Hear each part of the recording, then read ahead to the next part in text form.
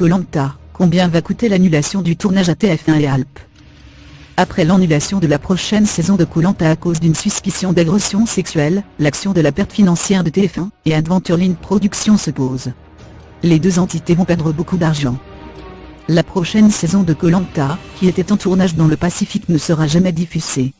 En cause, la supposée agression sexuelle d'un aventurier sur une candidate de 21 ans dans la nuit du 4e au 5e jour de tournage, a forcé la production du programme à suspendre le tournage.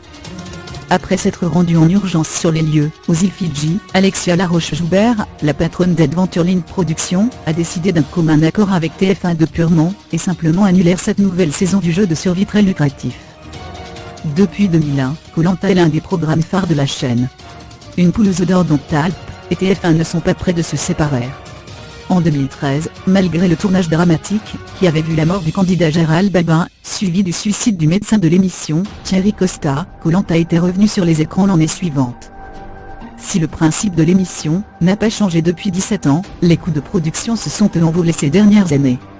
En 2017, Koh-Lanta Fidji était ainsi devenue l'émission la plus chère de la télévision française. L'équipe nombreuse et des infrastructures importantes coûtent énormément accent également d'argent, que le succès du programme a toujours permis de largement compenser. En 2016, TVMA révélait qu'un épisode de l'émission avoisinait les 800 000 €. La publicité rapportait alors 1,4 million d'euros à TF1, soit un bénéfice de 600 000 €. Avec l'annulation de la prochaine saison, la chaîne et la société de production vont donc perdre gros.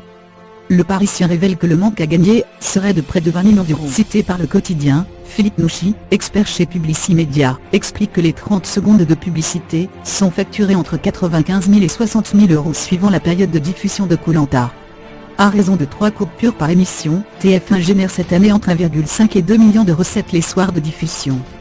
Ce nouveau Koh-Lanta diffusé à la rentrée devait occuper 14 soirées sur la chaîne, qui va devoir trouver un programme performant pour limiter ses pertes.